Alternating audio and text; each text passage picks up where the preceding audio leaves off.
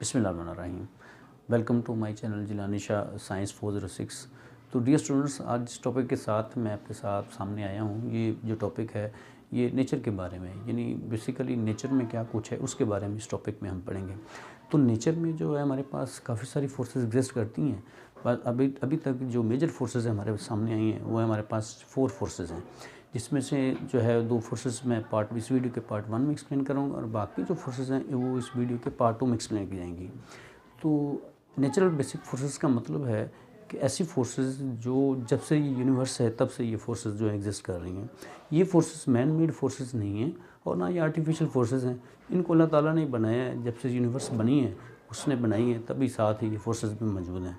तो आइए हम इन फोर्सेस को सबसे पहले देखते हैं कि पहले कौन सी फोर्स है और इन फोर्सेस की वजह से ये पूरी यूनिवर्स जो है वो आपस में जुड़ी हुई है। तो आइए पहली फोर्स की तरफ देखते हैं।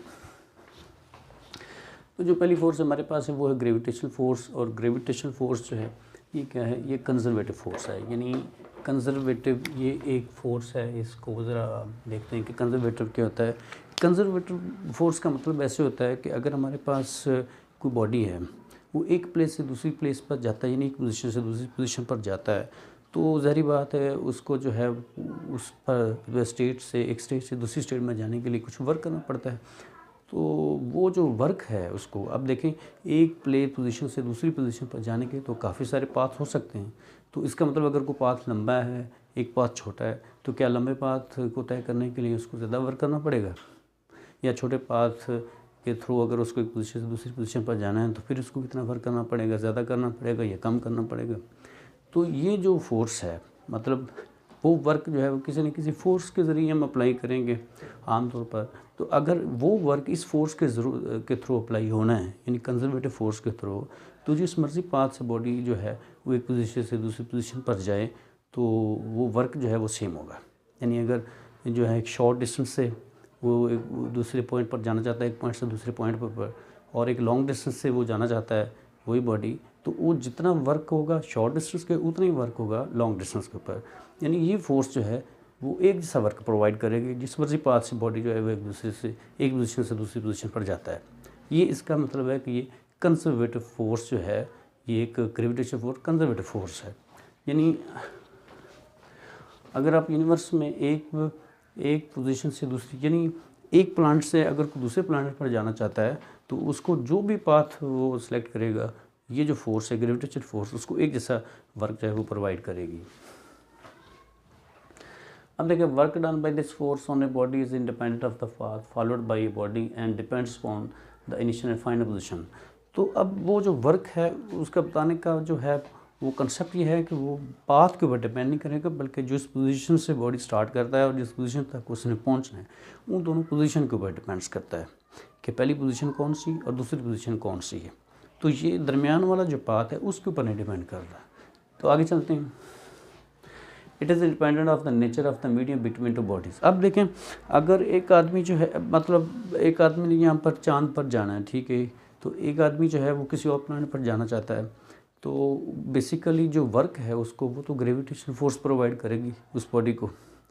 या मतलब अगर मैं इसकी एग्जांपल एक और तरीके से देना चाहूँ तो ऐसा हो सकता है कि सन और जो हमारे पास मून है, ठीक है, उसके दरमियान एक मीडियम, और जो सन है वो मून के ऊपर भी ग्रेविटेशनल फोर्स अप्लाई कर रहा है। इस तरीके से सन और अर्थ जो है इसके थ्रू देखें तो इन दोनों, जो सन है वो अर्थ को भी ग्रेविटेशनल फोर्स जो है प्रोवाइड कर रहा है। तो मीडियम इनके दरमियान कौन सा है? एयर है, ठीक है ना। अगर सपोज करें ये मीडियम चेंज भी हो जाए तो तब भी ग्रेविटेशन फोर्स जो है उसके ऊपर कोई इफेक्ट नहीं पड़ेगा, तब भी वो उतना ही वर्क जो है वो सप्लाई करेगी। यानी ग्रेविटेशन फोर्स जो है वो मीडियम जो है उसके चेंज होने से उसके ऊपर कोई इफेक्ट नहीं पड़ता जी। अब इसके बाद देखें, this force is longest range, यानी सबसे लॉन्ग रेंज फोर्स है। This force obeys inverse care law का मतलब ये होता है कि अगर डिस्टेंस बॉडी का जो है वो बढ़ रहा है, यानी दो बॉडीज़ के अंदर डिस्टेंस बढ़ रहा है, तो ये फोर्स जो है ये डिक्रीज़ होगी, ठीक है ना। मतलब उनके दरमियान जो सेपरेशन है, उस सेपरेशन के ऊपर, जो बॉडीज़ की सेपरेशन है उनके ऊपर ये फोर्स डिपेंड्स करती है कि सेपरेशन कम हो रही है, क्लोज हो रही है बॉडी, तो ये फोर्स जो ज़्यादा हो जाएगी। और ये हमने ग्रेविटेशन लॉ से भी पढ़ा हुआ है। और अगर जो सेपरेशन है वो ज़्यादा है फोर्स कम हो जाएगी। अगर सेपरेशन कम हो रही है तो ये फोर्स जो हमारे पास स्ट्रॉन्ग हो रही है, और अगर सेपरेशन ज़्यादा है तो ये फोर्स वीक होती जाएगी जी। तो अब हम इसके बाद दूसरी पढ़ते हैं फोर्स, इलेक्ट्रोमैग्नेटिक फोर्स। ये फोर्स बेसिकली क्या होती है, इसको भी देख लेते हैं। अब आपने इलेक्ट्रिसिटी में पढ़ा होगा कि अगर दो चार्जेस एट रेस्ट हैं तो उनके दरमियान जो फोर्स एक्ट करती है वो कौन सी फोर्स है, ठीक है जी। वो आपने पढ़ा हुआ है कि वो इलेक्ट्रोस्टैटिक फोर्स है, क्योंकि दोनों चार्जेस स्टैटिक पोजीशन में है तो फोर्स में के दरमियान जो इलेक्ट्रोस्टैटिक है, अगर वो चार्जेस मूव करना शुरू कर जाते हैं तो उनके दरमियान जो है एक नई फोर्स जो है वो प्रोड्यूस होती है ड्यू टू मैग्नेटिक फील्ड। क्योंकि जब बॉडी के ऊपर मैग्नेटिक फील्ड अप्लाई करते हैं तो वो मोशन में आ जाते हैं, यानी उनकी मोशन स्टार्ट हो जाती है। तो जो है मोशन जो है बेसिकली ये मैग्नेटिक फोर्स जो है उसका आगाज़ है। यानी मैग्नेटिक फोर्स जो होती है उस वक्त बॉडी के अंदर प्रोड्यूस होती है जो बॉडी जो है वो मूव करना स्टार्ट करती है, यानी दो चार्ज पार्टिकल मूव करना स्टार्ट करते हैं। सॉरी मैं बॉडी कह रहा हूँ, असल में मतलब जो स्मॉल ऑब्जेक्ट्स चार्ज पार्टिकल्स उनकी बात कर रहे हैं। तो जब दोनों चार्ज पार्टिकल रेस्ट में तो उनके दरमियान इलेक्ट्रोस्टैटिक फोर्स है। अब जब दोनों चार्ज पार्टिकल या ज़्यादा चार्ज आपस में मूव करते हैं तो उनके दरमियान मैग्नेटिक फोर्स रह जाती है। और अगर हम दोनों फोर्सेस को कंबाइन कर लें तो हमारे पास जो फोर्स बनती है उसे हम कहते हैं इलेक्ट्रोमैग्नेटिक फोर्स। तो कंसेप्ट हमारे पास ये है कि अगर दोनों चार्ज पार्टिकल एट रेस्ट हैं तो उनके अंदर इलेक्ट्रोस्टैटिक फोर्स होती है, अगर मूव करते हैं तो उनके दरमियान मैग्नेटिक फोर्स होती है। जब हम दोनों फोर्स कंबाइन करते हैं तो वो इलेक्ट्रोस्टैटिक फोर्स हो जाती है। यानी उस फोर्स में इलेक्ट्रोस्टैटिक फोर्स की भी प्रॉपर्टीज़ होती हैं और मैग्नेटिक फोर्स की प्रॉपर्टीज़ भी होती हैं। अब इससे आगे देखते हैं जी। यहाँ तक हो गया कि when the charge particle moves in the presence of magnetic field then attraction or repulsion force between moving charge particle is magnetic force. तो combined electrostatic and magnetic force is called electromagnetic force. Electric and magnetic effects are inseparable due to, यानी जब एक charge है, दो charges हैं उनके दरमियान जब ये दोनों फोर्सेस मौजूद हैं तो उन फोर्सेस को हम अलग-अलग नहीं कर सकते। यानी कि मूविंग चार्ज पार्टिकल, तो दो मूविंग चार्ज पार्टिकल्स है, दोनों के ऊपर जो है वो ये इलेक्ट्रोस्टैटिक फोर्स भी है और मैग्नेटिक फोर्स भी है। तो इलेक्ट्रोमैग्नेटिक फोर्स बन गया। अब इन इलेक्ट्रोमैग्नेटिक फोर्स को सेपरेट करके नहीं हम जो है यहाँ से उसको स्टडी कर सकते, ठीक है। इलेक्ट्रोमैग्नेटिक फोर्स का मतलब ये है कि ये दोनों फोर्सेस का सम है। इसकी अगली प्रॉपर्टी क्या है कि this force always inverse scalar है। ये भी इन्वर्स स्केलर, यानी डिस्टेंस जब जैसे जैसे चार्ज पार्टिकल के दरमियान डिस्टेंस बढ़ता जाएगा तो ये जो फोर्स है ये जो है वीक होती जाएगी। और जैसे उनके दरमियान सेपरेशन कम होगी, यानी इस फोर्स के अंदर जो कूलम्ब्स लॉ का भी जो है वो कॉन्सेप्ट आता है। क्योंकि कूलम्ब्स लॉ हमारे पास वही फोर्स होती है, कूलम्ब्स ने जो फोर्स हमें बताई थी कूलम्ब फोर्स, कि जब दो चार्ज पार्टिकल एट रेस्ट होते हैं तो उनके दरमियान जो फोर्स होती है वो कूलम्ब फोर्स होती है। तो वो हमारे पास इलेक्ट्रोस्टैटिक फोर्स है। तो इसीलिए ये भी जो हमारे पास क्या इन्वर्स स्केलर लॉ को ओबे करती है। यानी जैसे जैसे चार्जेस जो है वो एक दूसरे से दूर होते जाएंगे तैसे जैसे ही फोर्स जो है ये वीक होती जाएगी। और जैसे चार्ज पार्टिकल मूव तो करेंगे लेकिन अगर साथ साथ हैं, सेपरेशन कम है, तो फिर ये जो फोर्स है इलेक्ट्रोमैग्नेटिक फोर्स ये स्ट्रॉन्ग होती जाती है। चलिए इसके बाद लिखते हैं इट इज़ कंजर्वेटिव फोर्स। ये भी कंजर्वेटिव फोर्स। अगर चार्ज पार्टिकल को जो है एक पोजीशन से दूसरी पोजीशन पर जाना है, यानी यहाँ से उसको थोड़ा सा दूर जाना है या हम उसको ले जाना चाहते हैं, तो उसके ऊपर जो वर्क डन होगा, ठीक है, वो वर्क डन पाथ को डिपेंड करेगा कि लंबे ये जो सेपरेशन ज़्यादा है या ज़्यादा वर्क डन, ऐसा नहीं। जैसे मर्जी वो जाए, जिस मर्जी पाथ से जाए, वर्क डन सेम होगा। इलेक्ट्रोमैग्नेटिक फोर्स जो उसको वर्क पर देगी इस काम के लिए, वो वर्क जो है वो सेम होगा जिस मर्जी पाथ से मूव करें। अगला हमारे पास क्या है, electromagnetic force 10⁻30 times stronger than the gravitational force. अब चेक आपको पता है कि ग्रेविटेशनल फोर्स कौन सी फोर्स है, longest range force. Longest range का मतलब क्या है कि ये सन से लेके जो है हर प्लैनेट तक आती है। और इस तरीके से जब हम बहुत सारे सोलर सिस्टम को कंबाइंस कर लेते हैं तो गैलेक्सीज बनती है। तो ये पूरी गैलेक्सीज में एक सोलर सिस्टम से दूसरे सोलर, फिर तीसरे सोलर से, और फिर इस तरह बिलियन ऑफ सोलर सिस्टम तक ये फोर्स जो अप्लाई होती है। फिर जब हम गैलेक्सीज को कंबाइन करते हैं तो यूनिवर्स बनती है। तो हर गैलेक्सी में ये फोर्स मौजूद है। तो ये तो बड़े बड़े पार्टिकल और लॉन्ग डिस्टेंस पार्टिकल के ऊपर फोर्स मौजूद है, तो इसकी रेंज बहुत ज़्यादा है, ठीक है। तो इसी तरीके से जो ये इलेक्ट्रोमैग्नेटिक फोर्स है इसकी रेंज ग्रेविटेशनल फोर्स से भी ज़्यादा है। मतलब ये हुआ कि ये उससे भी ज़्यादा स्ट्रॉन्ग फोर्स है, ठीक है। अब इस वीडियो का दूसरा पार्ट हम देखते हैं नेक्स्ट पार्ट में रही।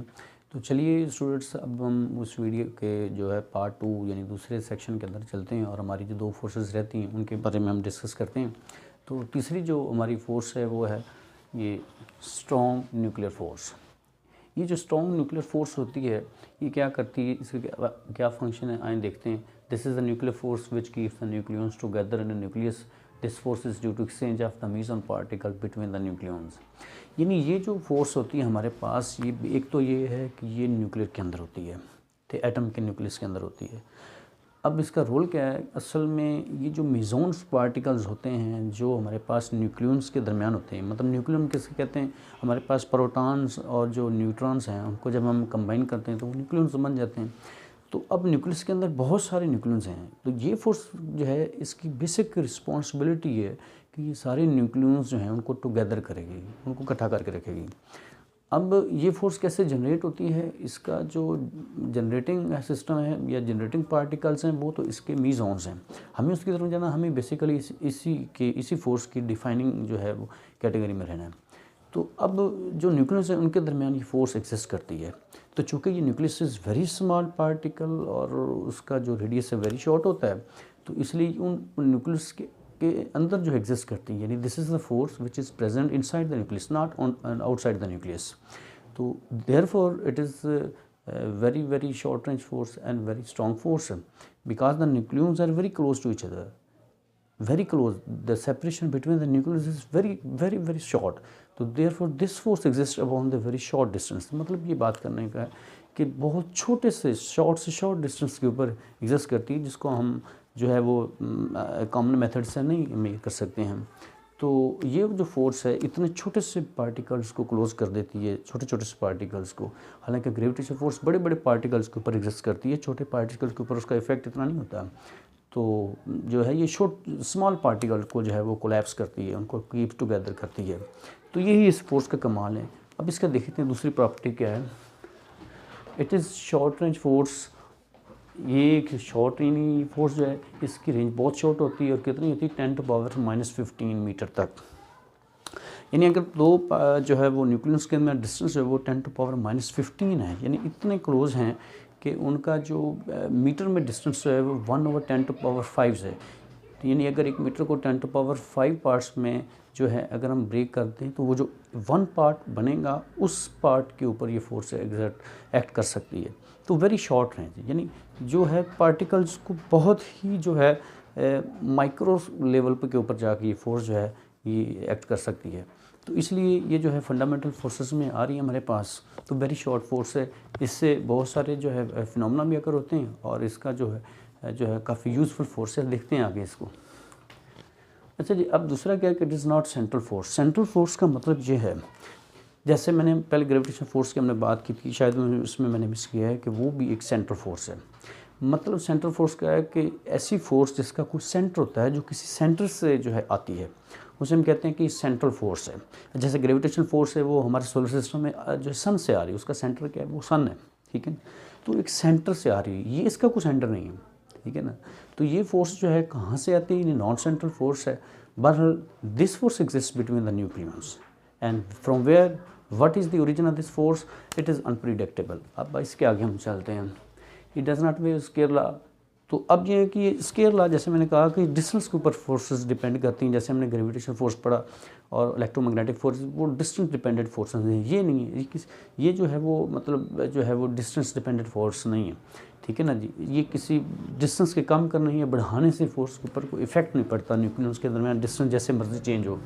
इसके बाद it is 100 times stronger than electromagnetic force. अब इलेक्ट्रोमैग्नेटिक फोर्स बहुत ही स्ट्रॉन्गर थी, एज का 10⁻36 टाइम, ठीक है। यानी उसका इफेक्ट जो था वो ग्रेविटेशन फोर्स से ज़्यादा था, और इसका जो इफेक्ट है वो 100 टाइम ग्रेटर है as compare to electromagnetic force. यानी इलेक्ट्रोमैग्नेटिक फोर्स से भी ज़्यादा स्ट्रॉन्ग है। तो जो काम जो है इलेक्ट्रोमैग्नेटिक फोर्स नहीं कर सकती, ये फोर्स जो है उसका उस वर्क को या उस एक्शन को या उस प्रोसेस को या उस मिशन को जो है बड़ी इजीली कर सकती है। अब इससे आगे हम चलते हैं। तो वीक न्यूक्लियर फोर्स, ये एक बड़ी स्मॉल फोर्स है, तो इसको भी देख लेते हैं। तो during the radioactive decay some elementary particles are emitted from the radioactive substances. अब ये चीज़ देखें, ये यहाँ पर बड़ी इंपॉर्टेंट है, रेडियो एक्टिव सब्सटेंसेस। तो ये इसका मतलब है कि ये जो फोर्स है ये रेडियो एक्टिव एलिमेंट्स जो हैं या रेडियो एक्टिविटी में जो है एग्जिस्ट करती है। तो the force between this particle is called weak nuclear force, sorry. In a beta decay electron and neutrino are emitted, the force between electron neutrino is weak nuclear force.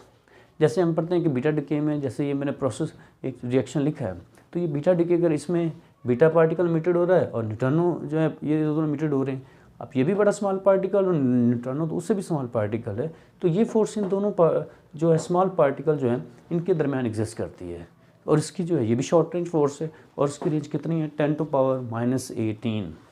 यानी ये जो force है, ये force as compare to stronger nuclear force बहुत ज़्यादा weak force है, क्योंकि ये ज़ाहिर सी बात है, ये जो हमारे पास बेसिक एलिमेंट्री पार्टिकल्स हैं उनके दरमियान एग्जिस्ट करती है। जैसे हमारे पास बीटा पार्टिकल्स हैं, न्यूट्रॉनो हैं, एंटी न्यूट्रॉनो हैं, तो उन पार्टिकल के दरमियान एग्जिस्ट करती है। तो इसलिए इस फोर्स का वो इफ़ेक्ट जो है वो नहीं होता जैसे जो हमारे पास स्ट्रॉन्ग न्यूक्लियर फोर्स का जो इफ़ेक्ट होता है। तो ये चारों फोर्सेस जो हैं वो नेचर में एग्जिस्ट करती हैं। बड़ी से बड़े लेवल के ऊपर फोर्सेस मौजूद है, ग्रेविटेशन फोर्स, और स्मॉल पार्टिकल के ऊपर ये फोर्सेस भी मौजूद हैं। तो अब हम चारों फोर्सेस को देखने के बाद जो है अब चलते हैं हमारे अगले टॉपिक की तरफ। तो चलिए, thanks for watching my video and please subscribe, like and share my video. तो थैंक यू वेरी मच।